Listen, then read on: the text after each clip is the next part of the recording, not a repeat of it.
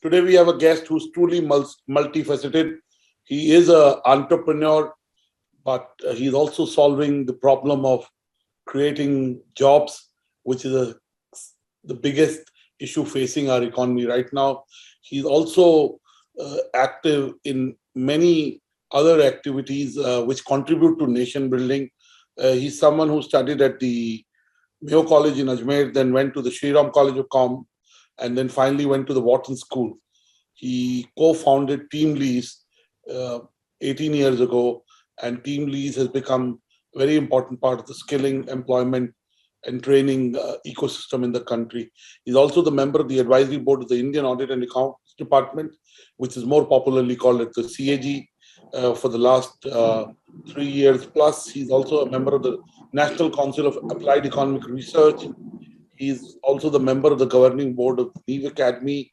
He's the managing trustee of the New India Foundation, and he also served on the board of the Reserve Bank of India. So really somebody who understands India, who understands entrepreneurship, who understands education, who understands skilling, who understands banking. So we really have a perfect person to have a conversation just before the budget. So Manish, welcome to the BW Dialogue, and we are delighted that you could join us.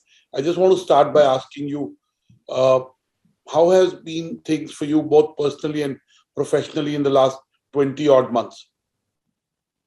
I mean, COVID is unmodelable. I think that, we don't know whether we are in the start, middle, or end of it. Obviously, everybody seems to have a theory about it. I think the original first lockdown was very difficult. None of us we had people's supply chains or real supply chains, and we hadn't really figured out how to work from home. Customers hadn't figured out what they were going to do, what was going to be the impact of demand.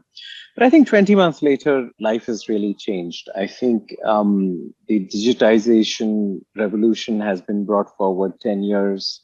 I think companies have really learned how to cope with this disruption.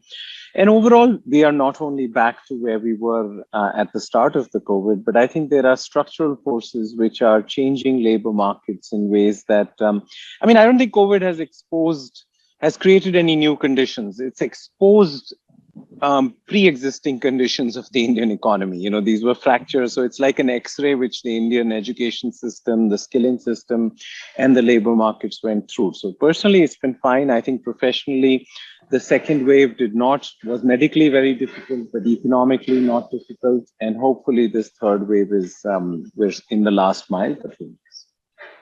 You're absolutely right. Clearly, COVID did a lot of loss to lives and livelihoods.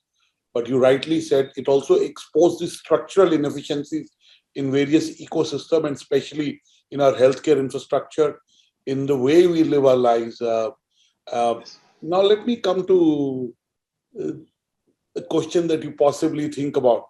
If you look at the economies in the world, inflation has been reined in by governments by being very, very prudent in their fiscal policy, on focusing on economics, which is not populist, but is based on sound fundamentals, and to check inflation. But if you look across the world, overall, it seems to be that politics is trumping economics. We are 10 days away from the budget, almost 12 days away from the budget. What do you expect from the budget?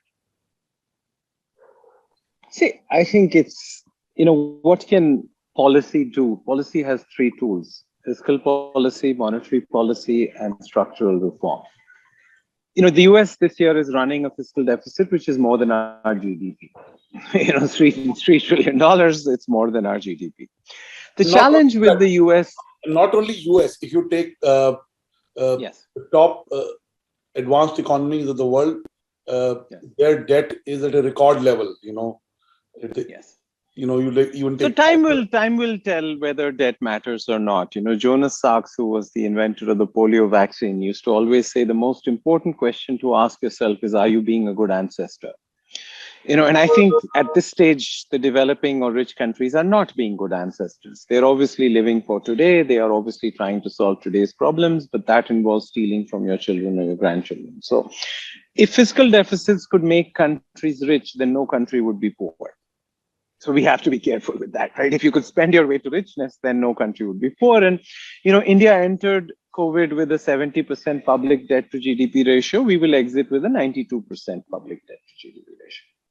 So it's important to recognize that we don't have as much fiscal room. The central government budget last year was oddly 34 lakh crores. State spent another 45 lakh crores. But 2.5 lakh state municipalities and panchayats only spent 3.7 lakh crores. So I think there's a lot of money. The question should not only be what is the money, the question should be where the money is being spent. I think we can reallocate this 85 lakh crore odd which the government spends. And also we have to be careful about how we are financing that. Money only comes from three places, either from debt or from deficits or from taxes. So I would be careful in suggesting that India should copy Western countries. We have so far been prudent fiscally. I think monetary policy also, I still haven't made up my mind whether monetary policy is a placebo or a painkiller or a steroid. It's surely not a sustainable solution to poverty, labor markets, labor. So let's talk about structural reform, which is what I think the budget will focus on. Obviously, if a painkiller is required for the informal sector or some things are required, which I think there will be. But fundamentally, it has to focus on India at 2047. India at 100. This is our 75th year of independence. It wasn't God's will that it should take 72 years for 1.3 billion Indians to cross the GDP of 66 million Britishers. After independence, India at 0, we made a very good turn democratically. We have built the world's largest democracy on the infertile soil of the world's most hierarchical society. But we made a very wrong turn economically. Our labor is handicapped without capital, and our capital is handicapped without labor. We have been changing that process since 1991, but we still have a lot of a structural agenda left. I think NEP is an important part. I think civil service reform is an important part. I think financialization, raising credit to GDP is an important part. I think giving more money to our cities is an important part. So I anticipate that the budget will just take forward the structural reform that anyway global investors are recognizing, right? We got $77 billion of private equity last year. In fact, most people don't realize of the total foreign direct investment since 1991, 50% of it came in the last 5 years. So I think global investors, whether you see the stock market, you see private markets, or you see corporates, which really do the FDI, have already recognized India's sort of trajectory changing to be, we are already the 5th largest economy in the world. We'll cross Japan and Germany in a few years. So this budget should really make the down payment for our journey to being the 3rd largest economy. I mean, US is 24 trillion, China is 14 trillion, but at least that 5 trillion down payment and EMIs that we have been paying in reform for the last few years will get accelerated is my hope and anticipation. Absolutely, Manish. But why am I emphasizing so much on the importance of budget 2022? Because in the year 2020 and in the year 2021, pandemic drove the economy in the world into a shock mode. And even as the drastic events of this year were marked by lockdowns, I mean, the past year, 2021, complete travel stops and the horror of an unknown virus that did impact both lives and livelihoods. Also, there are elections in 5 states due in 10 days from the budget. So it will be a very important political messaging also. So in that context, what do you expect? Even the last 6 budgets of this government have been in some ways social budgets. It has tried to make a statement to make a difference to the bottom of the pyramid. Also, last year, the focus was on agriculture and rural economy. Especially you talked about labor, you talked about the fact that our workforce needs support. And, I'm talking in the unorganized sector. So looking at the fact that it is just before the assembly elections, which are very, very crucial, especially in Uttar Pradesh. So what do you expect in the budget that will make it a budget for the masses, that will make it a budget for the bottom of the pyramid? what will make it a budget that will make a political as well as a political, economical statement? See, I think we don't live in an economy, we live in a society. That's, I'm a child of a civil servant, and that's one of the gifts you receive early in life. That these are not in conflict. There are short-term trade-offs, but in the short run, just like the stock market, the economy may be a voting machine, but in the long run, it is a weighing machine. The only thing that creates prosperity in the long run is non-farm formal jobs. If fiscal deficits, if the government could make the country less poor, then we would not be poor 75 years after independence. So I think this contradiction to say that a modern state is a welfare state. Sweden, Norway, Finland are 1, 2, 3, and 4 in percentage of government spending as a percentage of GDP. But they are also 3, 4, and 5 in ease of doing business. So their welfare states are financed by very free and open economies. So I think I have absolutely no questions in my mind that a modern state is a welfare state. Unfortunately, the Indian state has done too much. So it must do less so it can do more. Hopefully the Air India privatization, the government bought Air India for 2.5 crores, but it spent 1,10,000 crores in the last 10 years on Air India. It loses 20 crores a day. There is really no reason for the government to be running hotels or airlines. So I think this budget will just, hopefully the structural reform over the last few years, when you're recognizing that GST was a painful reform, but was an important reform. Bankruptcy was a painful reform, but an important reform. The new education policy. In 1934, Gandhiji in Wardha had talked about Nai Talim, which was vocationalization or massification of education.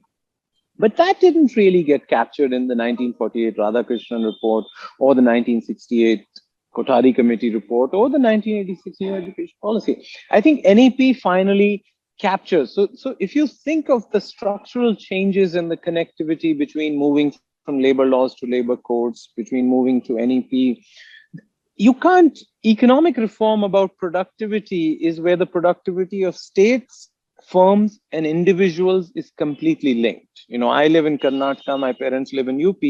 Both states have the same GDP, but Karnataka does it with 1/4 the number of people. So region productivity is very important. Firm productivity, we just finished an exercise. When you rank manufacturing companies by size, between the biggest and smallest companies, there's a 24 times difference in productivity. Now, if there's a 24 time, you'll never pay the wage premium. If you don't pay the wage premium, you'll never be productive. So I think and obviously at Skills, we, have hired somebody every 5 minutes for the last 15 years, but we've only hired 5% of the kids who came to us for a job. But even now, we give a 4 times difference in salary to the kid the same age, with job description exactly the same and same qualification based on their skills, soft skills, hard skills. So I would submit that while the weather of the moment, whether it is assembly elections, whether it is monetary policy easing, whether it is shrinking RBI's balance sheet, whether it is thinking about foreign exchange reserves finally peaking after increasing for many years, the noise to signal ratio in an economy will always be high. I think we have a 10-year plan is not 10 one-year plans. We are executing a structural transformation of the economy. It was actually, if you look at the plans announced in 10 years ago, it's on track. There was a formalization, urbanization, industrialization, financialization, and human capital agenda. Almost all that you've seen in the last few years is consistent with that agenda. And I think the budget will just, build on that agenda. Absolutely. You're right that we need to be able to take a little more long-term view and see what we do in the budget as a continuation towards that milestone or towards that direction.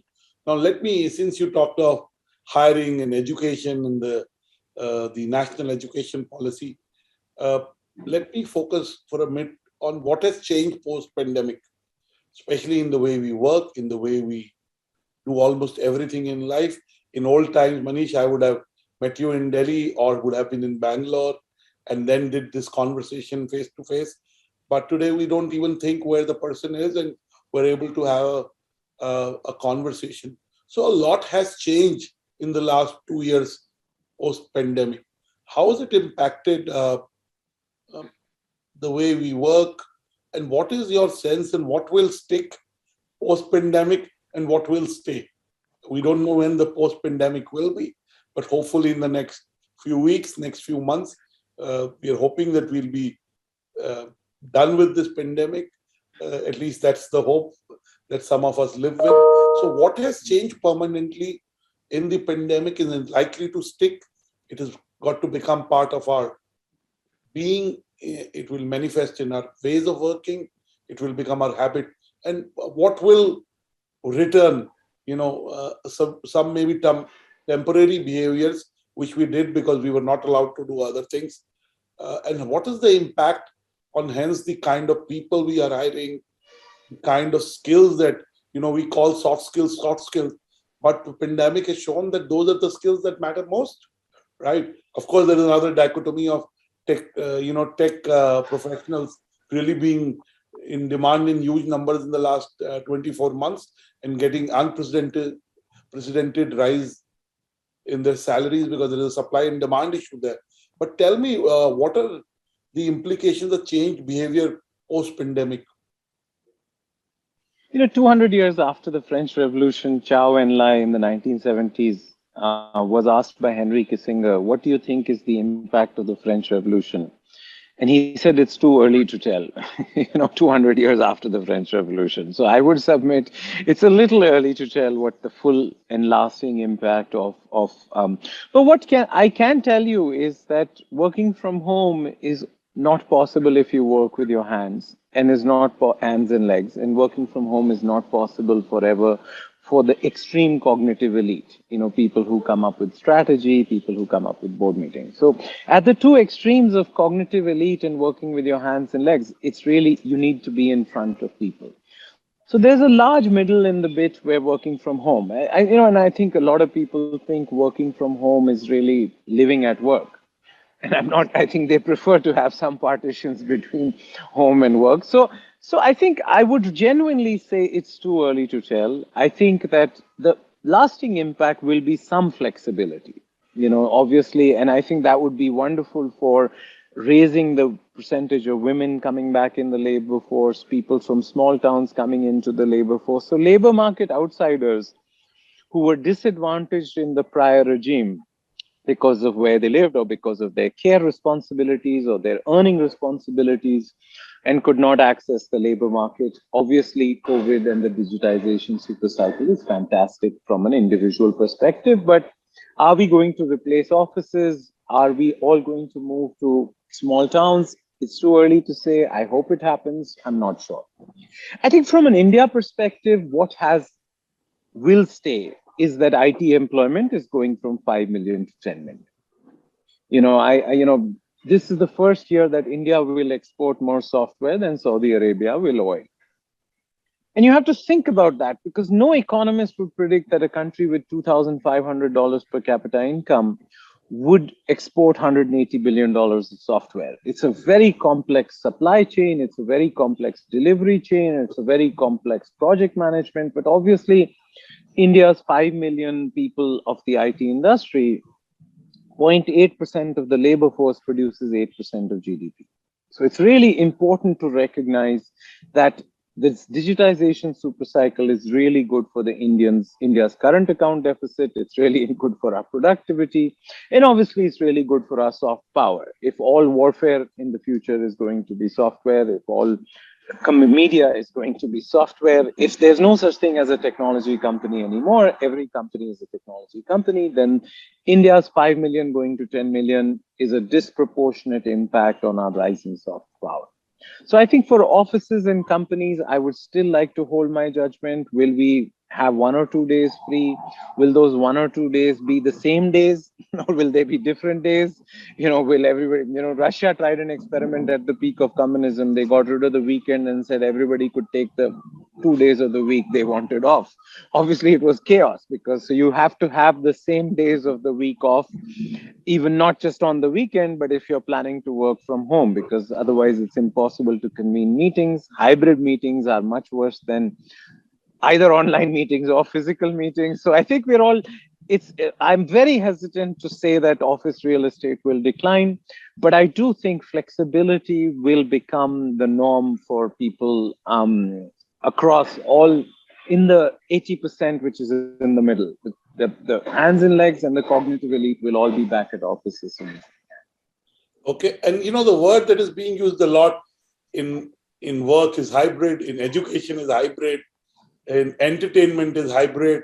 The word hybrid seems to have taken over our lives, and you rightly are pointing out, I'm an entrepreneur, 300 people work with me, but trust me, it's not the same with virtual meetings.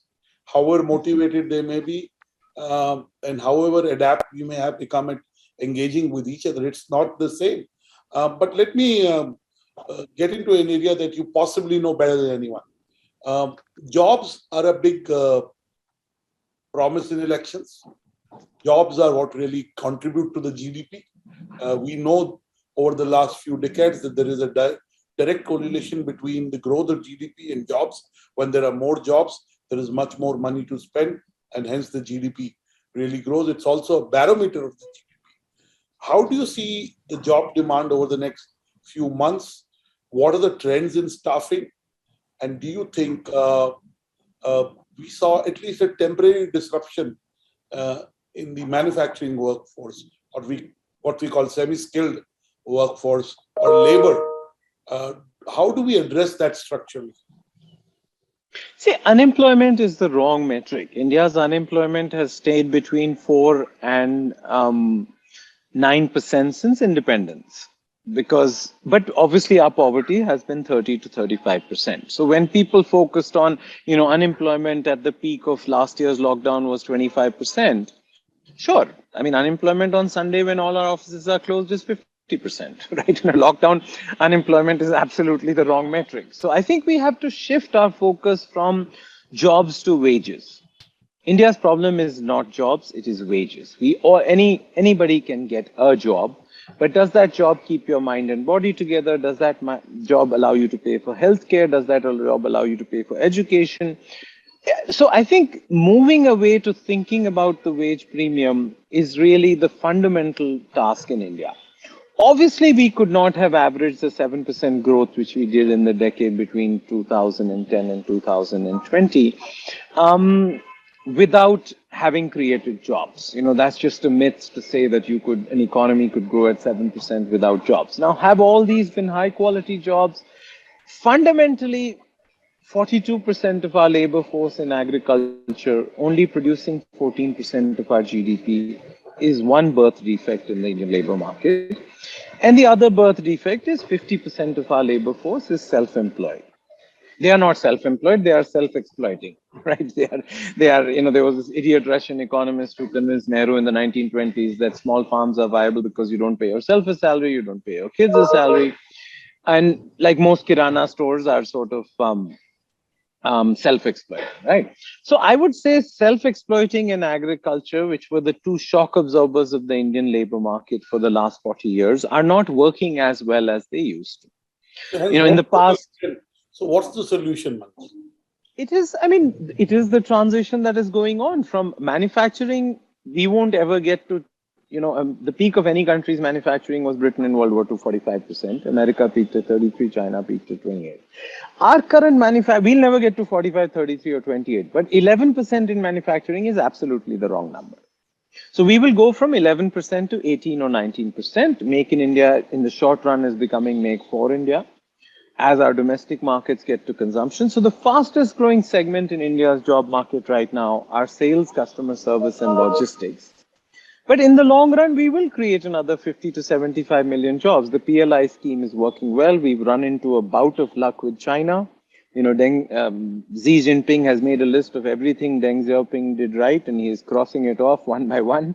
So I think he is making India more attractive than it should be or is. We still have a lot of regulatory cholesterol, but India will always be attractive because of the size of India. But I think Xi Jinping, with China's actions, foreign investors have lost $1.5 trillion in China. And of the 60 stock exchanges, the 58th and 59th last year in performance were China and Pakistan.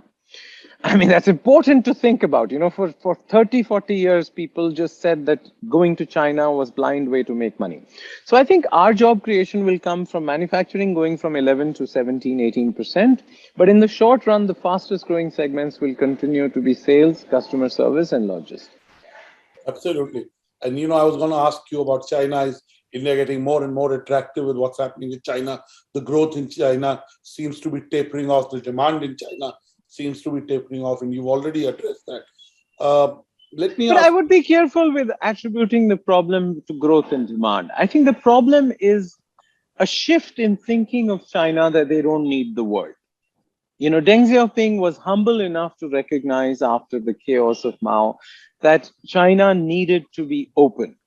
China's genius was its 45% of GDP being exports. And I don't look at FDI purely as money. I look at FDI as a way of learning.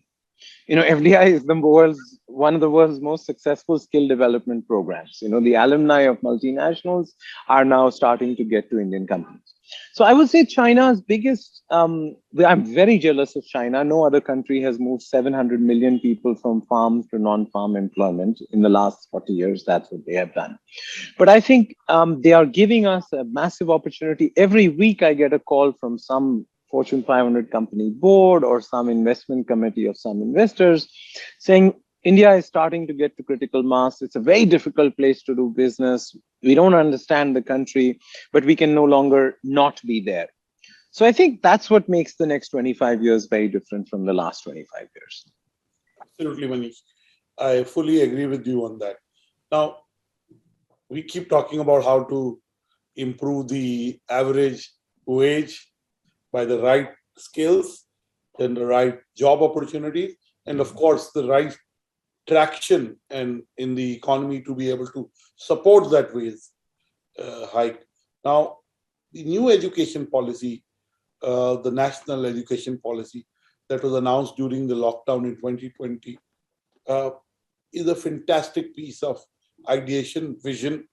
Now, what do you think needs to happen for the new education policy to be actualized, to be implemented?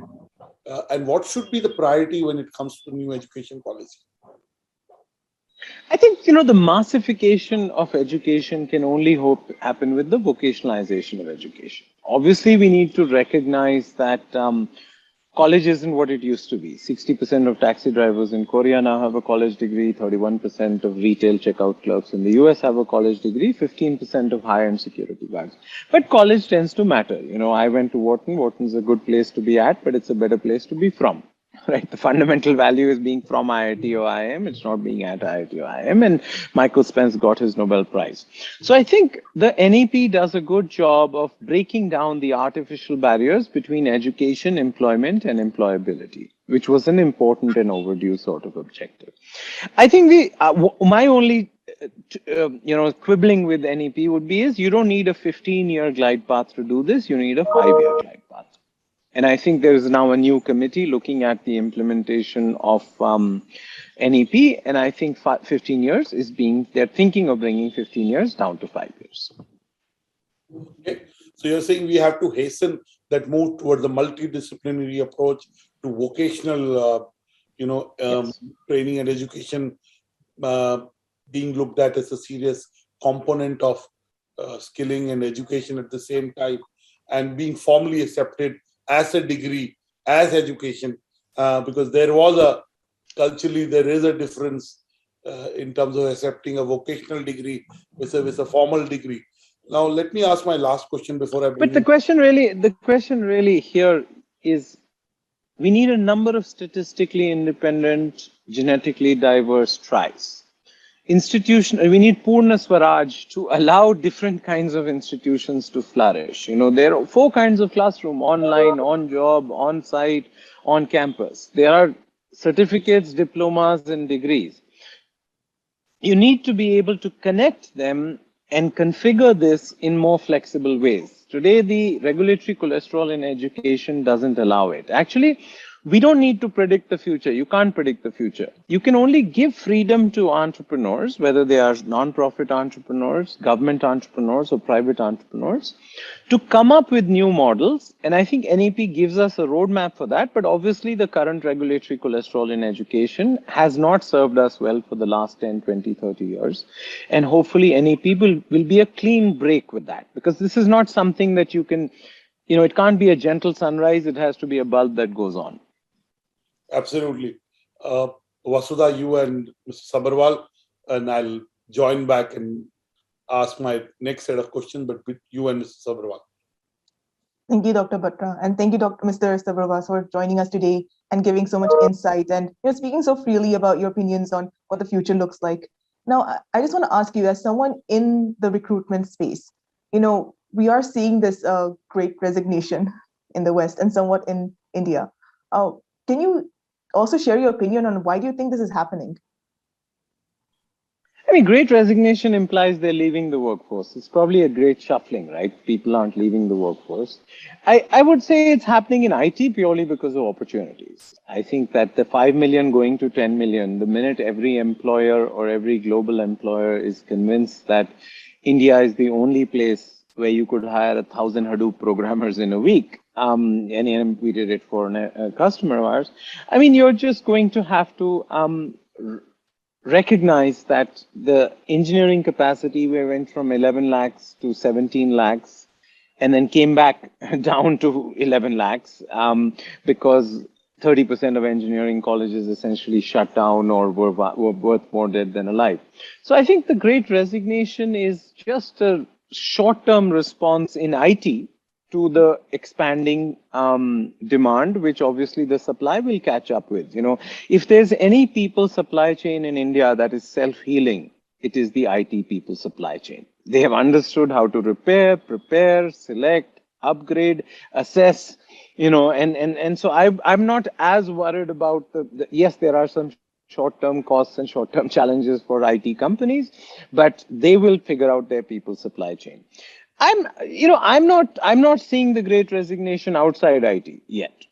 IT is obviously driving it, but as of now, outside IT, this great resignation is more story than fact. Absolutely, and we are definitely seeing it more in the West than we are seeing it in India. Yes. But it does bring up conversations about, why are certain sectors struggling so much with attrition? And do you have any opinion about that? Do you think certain sectors do find it difficult to, keep employees and make them stay in the company as long-term employees as opposed to short-term employees? See, unemployment is a luxury good. Anybody quitting is quitting for a better job, right? Or a higher salary. So, I mean, sometimes I wonder whether we're taking the employee perspective or the employer perspective or the policy perspective. From a policy perspective, unemployment doesn't go up, but attrition happens, which means that resources are going from a lower wage to a higher wage. From an employee perspective, very few Indians quit without another job in their hand. And from an employer perspective, obviously this is chaotic and we're being forced to think about our people's supply chains, about productivity, about many things. So, if your world is job seekers, if your world is that, then I think the great resignation is a wonderful way for them to get a break into, we are selecting people, we are lowering hiring standards because of higher attrition in IT. So many kids getting a job today may not have got a job 5 years ago. So I think that the great resignation is bigger in the West than it is in India. In India, it's bigger in IT than in non-IT. And anyway, if you step back, the great resignation is expanding our engineering capacity from 11 lakhs back to 15 lakhs or 17 lakhs because suddenly engineering colleges are recognizing that they may be. It's leading people to recognize that soft skills matter more than hard skills. It's leading to a policy re-examination of the apprenticeship regime because we recognize that soft skills are not taught, they are caught.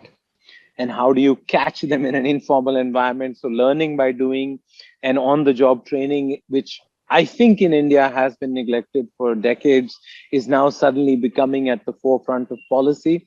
So I'd say that the great resignation is real for some and painful for many IT employers. But on average, it's leading to a churn that in the end may be good for India. Yeah, and I'm really glad you talked about the skill, the importance of certain skills over other skills during this time, because we do talk a lot about this skill gap that we are seeing. But I would like to ask you, where do you think we are seeing the skill gap where maybe the focus is not on as much? I know we're talking about soft skills and focusing on that, but there are certain places where maybe we are not working on bridging the skill gap. Where do you think that would be? I mean, I am quite clear. I can teach somebody a barbender to be a mason, to be a salesperson, to be a customer service person in 6 months or 1 year. But I can't teach them to be creative, confident, curious, risk taker, team player. I can't give them writing skills. I can't give them speaking skills, and I can't make reading a habit for them. So I really think the K-12 system, which is supposed to deliver the 3 hours of reading, writing, and arithmetic, and the fourth hour of sort of, if you want to add relationships, I think that the school, the fundamentals of an education are really missing in our K-12 education system. Obviously, whether we go vocational, you go to college, you do bachelor's degree, you do master's degree, you do short-term courses, I think we're getting better at that. There are more options. We want to raise our gross enrollment ratio. We have some pathway. But we can't teach somebody in 6 months what they should have learned in 12 years. So the soft skill, the basic foundation of reading, writing, arithmetic, and soft skills is really where, because in customer service jobs, in sales jobs, in logistics jobs, which is the fastest growing segment at the bottom of the pyramid, I would be happy to sacrifice my lazy filter of a bachelor's degree if I could somehow do a COVID equivalent test, an RT-PCR test for your soft skills. We don't have it yet. We're all trying to find that. But I think what employers would tell you is that people lack the basic skills. And anyway, employers will, their functional skills, their industry skills, and their firm specific skills. Employers, when they crib, they often crib about firm specific skills. So the prepare is more important than the repair in my mind. And therefore, I spend a lot of time on the school system because you have 12 years to fix them. In a bachelor's degree, you only have 3 years. And in a short-term course, you only have 6 months or 3 months. Manish, I want to shift gears and ask you about another area that is very, very important, which is, you talked about capital right up front, right? I think the only thing that differentiates Indian entrepreneurs and Indian companies to become global companies at the scale at which other global companies are being created is capital. It's not the lack of entrepreneurship, it's not the lack of ideas, and more capital has started to flow into India, right? We also gave statistics. Now, do you think this budget will also see the recapitalization of banks at a different level? You've been on the board of RBI. What is your point of view on this? Obviously, all of us should be worried that we have put 2.5 lakh crores of new capital into nationalized banks in the last 3 years, yet their risk-weighted assets are lower than what they were 3 years ago. We are primarily filling up, and credit to GDP ratio has been stuck at 50% for 10 years now. I don't think China's 300% credit to GDP ratio is the right number, but 100% credit to GDP ratio should be an objective. And for that, we need to issue many, many new bank licenses. We obviously need to capitalize private banks, and most private banks have surplus capital, but you need to capitalize public sector banks. You need to fix the governance because regulation can't substitute for supervision, which can't substitute for governance. So we need to raise the governance in nationalized banks. And, in nationalized banks, the shareholder is so powerful that the board and CEO tend to be weak. In private sector banks, the CEO is so powerful that the board and shareholders tend to be weak. So these are two different problems that need to be solved in banking. We need to end the apartheid between banks and non-banks. And obviously, we need to improve our supervisory capacity. So I think raising credit to GDP ratio is the objective. One of the pillars of doing that is obviously giving more capital to nationalized banks. But overall, I think issuing more licenses, fixing governance, giving more capital, encouraging non-banks like we've done in payments. The payment success needs to be replicated in credit. And of course, raising our game in regulation and supervision is important. Thank you so much, Manish. Now, the last 18 months have also seen an IPO boom relatively speaking, though. I think what will happen in the future is possibly will be an IPO boom. And there has been a lot said about and written about the valuations. Uh, what is your view on the startup valuation? There are two schools of thought. One say that look at Amazon's valuation 21 years back. Everyone said that it's much more than it should be, and look at where Amazon is. So to say that these startups are overvalued is not understanding where the world is moving. And then there is another school of thought which says that yes, there is clear value, uh, but somewhere the valuations are, um, you know, way over the top.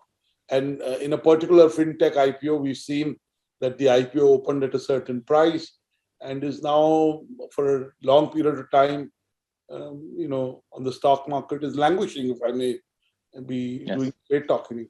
So, what is your viewpoint on the pricing of these IPOs and the valuations of these new consumer tech startups?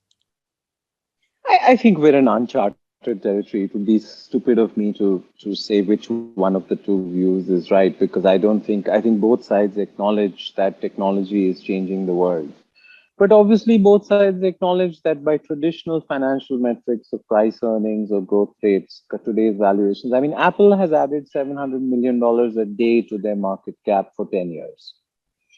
And most people would not think of Apple as being a startup, but $700 million a day for 10 years is absolutely unique in human history. So I think that in the short run, all technological revolutions have the elements of boom. There's a wonderful book by Caroletta Perez who documents how in the early stages of any technological revolution, you will have 200 car companies, you will have 200 pet food companies, you will have, and then obviously two or five of them survive.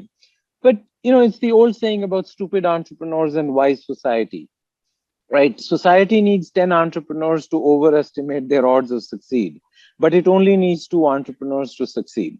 So 10 entrepreneurs believe that they will be successful, and only two need to succeed for society to be better off. As long as we don't finance this investment boom by debt, if we are financing it by equity, these are people who are taking equity risks. So if one of the unicorns is no longer a unicorn 2 years from now, it's not like what happened in Indian banking between 2008 and 14, right? When corporate credit went from 18 lakh crores to 54 lakh crores, and that gave us 10, 12 lakh crores or 14 lakh crores of NPAs, which we had to write off, and which frankly the system has never recovered from, right? We still have 10 lakh crores of NPAs even today. So I would submit that this investment cycle, because it's equity funded, is very different from the past. I think this investment cycle makes India more meritocratic. Many of the entrepreneurs who are receiving money are not related to rich people. They are young people. They are first generation entrepreneurs. So just like the IPL has made, it was not like the Ranji Trophy. The Ranji Trophy didn't make India meritocratic. IPL did. So I think this private equity boom, these valuations are obviously at some point all of us will feel they are over the top. But I don't think any one of us can model. Obviously, many of these will fail. Already the first round of unicorns have starting to have down rounds. So we've seen that. So I think, but from a society perspective, this is wonderful. You are, 80% of the IIT class in Delhi left India in 1972. 80% of the IIT class this year will stay back in India. And part of that has to do with this frothy valuations and many other things, of course.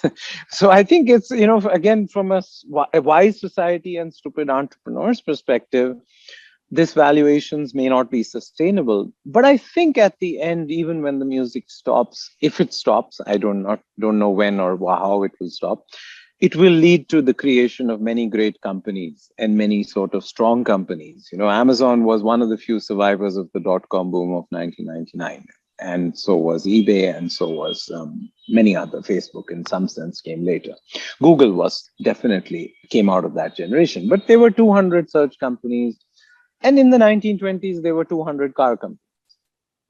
Right. And by 1947, there were only 5 left.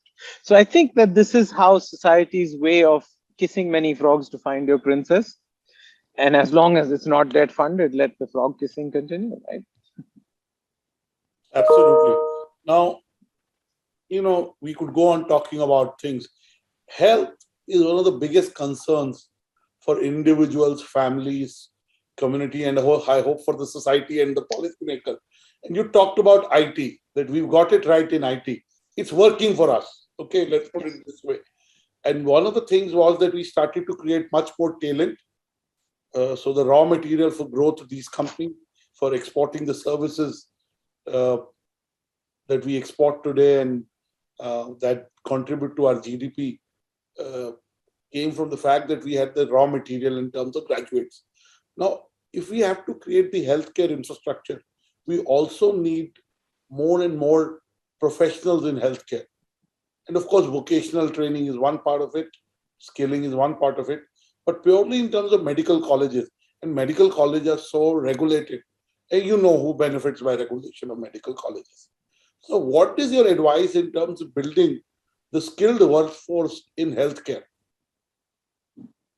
I think MCI and AICTE have very different thought worlds. MCI thinks you can regulate quality by regulating quantity, while AICTE deregulated quantity, and therefore we ended up with India's IT supply chain. So I think there is a massive relook at the higher education regulation thought world of MCI. We need 1.5 lakh, 2 lakh doctors a year. We're probably producing 60,000.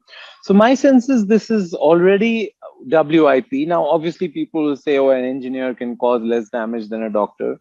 And so you can't sort of deregulate medical education the way that you deregulated engineering education. I think that we have learned how to regulate.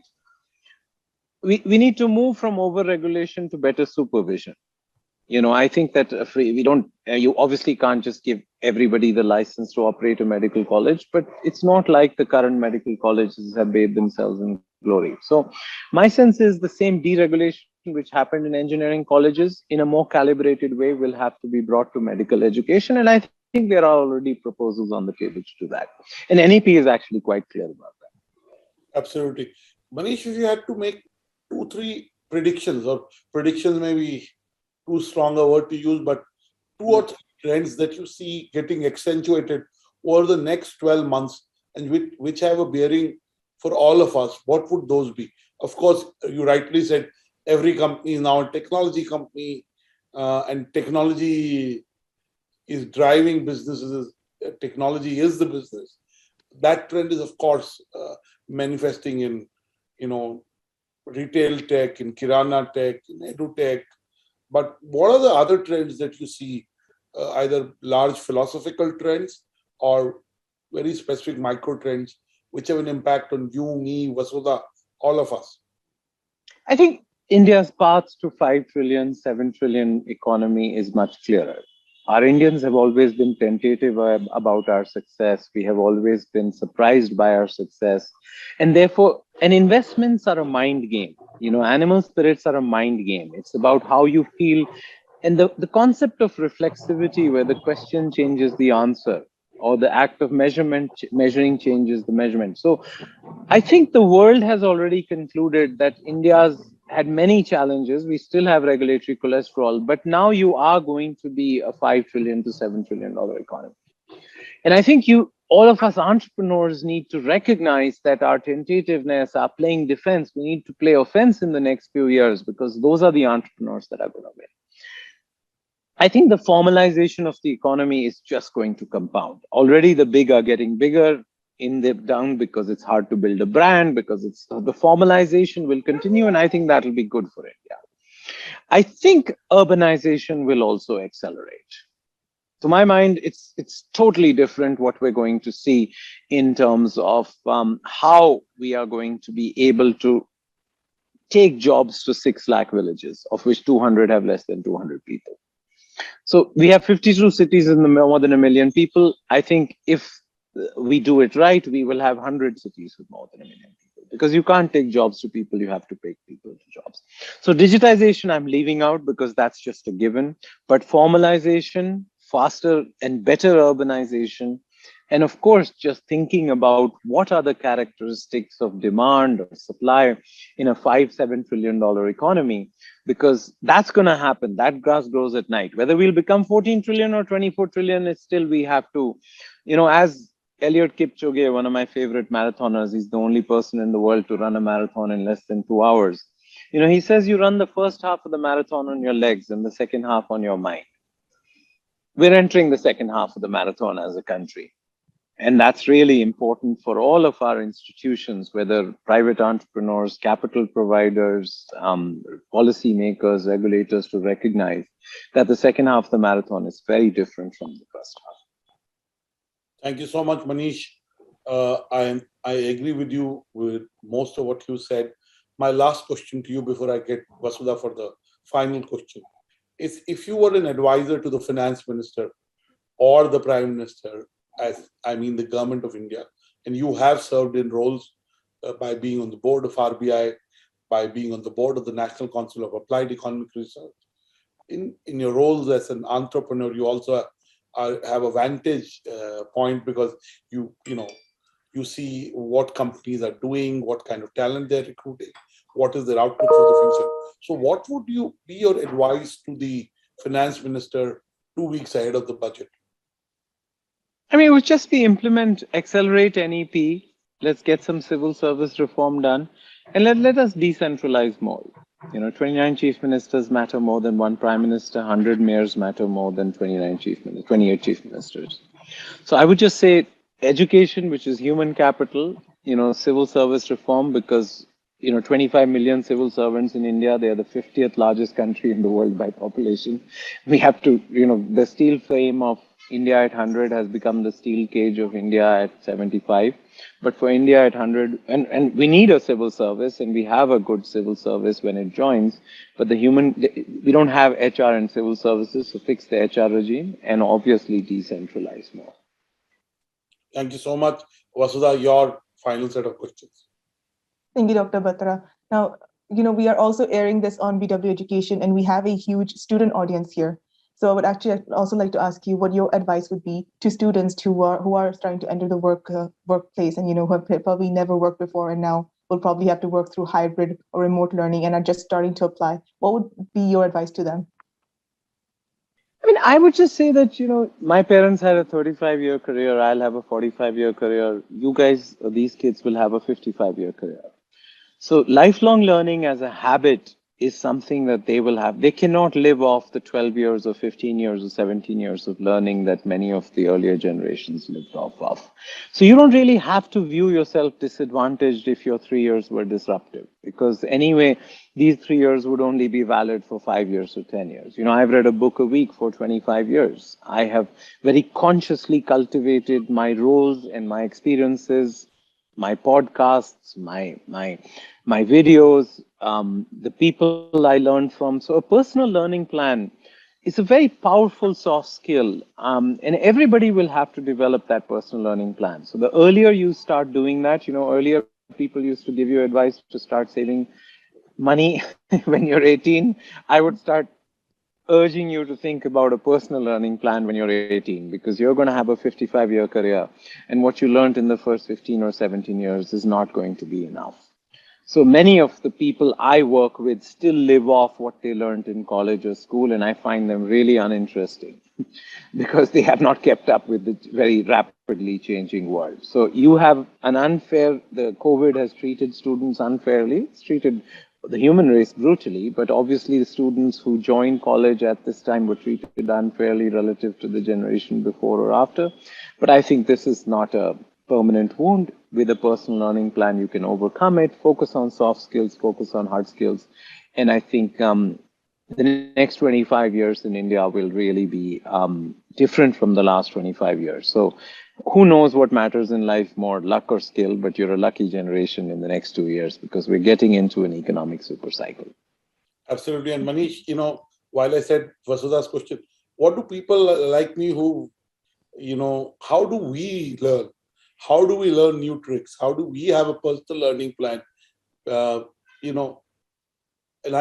a very serious question. I'm not asking it as, of course, I would say that myself by reading a lot, by talking to experts in their domain, by even talking to young people, and I believe in the power of reverse mentoring. I learn from them. But what is your view? What do you do to stay ahead of the curve? Well, there are five pillars where I'm very consciously curating. They are the roles I play, the experiences I have, the books I read, the podcasts I listen to, and of course, the people I know. I mean, the best classroom I've ever been in was the RBI boardroom, right? I mean, I thought it would be a finance classroom. It turned out to be a political science classroom, but it was a classroom anyway.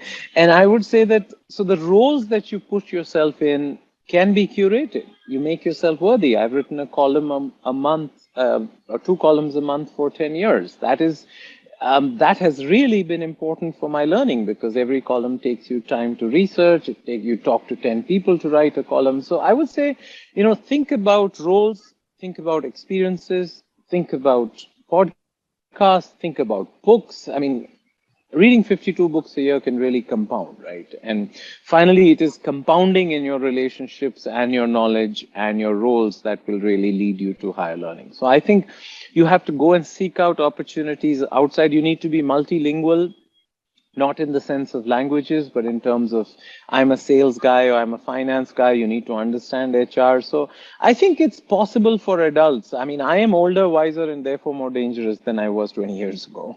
But that's largely because I have. Not because of just what I've done at TeamLease. I think it's because I've read a book a week, because I listen to a podcast a day. It's because I genuinely believe that if I'm not moving forward, I'm moving backwards. Absolutely. And at this point, Manish, I would recommend you to suggest 2, 3 books that you read in the recent past to our viewers, to our readers, uh, and what is the impact these books had on? Because you've talked about books for the fourth time in this conversation, and I Mhm. keep saying that I am a product because I read more than everybody else as a young adult, and when I see my young daughter writing a book and it's coming out, I really feel good because really I believe that when we say young people don't like to read, that's a misnomer. Young people are actually reading a lot more, and they're reading physical books and they're reading blogs and they're watching videos. Uh, so, what are your book recommendations as we move into a new year? Some of the books that you read at the start of this year, you say you read a book a week, which is just outstanding because really books can bring in um, a perspective, knowledge, insights, and most importantly, they can open up a side that you didn't know. Sometimes we all have our Blind experience and spots. we have our blind spots. So it can kind of uncover those. So give us your book recommendations. I mean, I think for personally thinking about development, I think Mindset by Carol Dweck is a classic. She talks about growth mindset and fixed mindsets. People who have fixed mindsets think that capabilities are like shoe size or height. But growth mindsets are people who believe that capabilities are like a muscle which can be developed by working out. And companies have growth mindsets and fixed mindsets in people. So I think at a personal level, mindsets. I think you must understand India, and I think India After Gandhi by Ramchandra Guha is a wonderful um, understanding of why we are where we are, why economics is not good politics, or why politics is the way it is in India. And I think for any young person who is looking to change India, you must understand what historians call path dependence. So I think India After Gandhi is probably the most spectacular. And in just thinking about the world, the one book which I reread every year is A History of Strategy by Lawrence Friedman. Because finally life is about strategy. It's about choices. As Dumbledore tells Harry Potter in Chamber of Secrets, it is our choices more than our abilities that reveal what we really are. And finally, choices are about strategy. So the History of Strategy by Lawrence Friedman would probably be one of my all times. Thank you so much.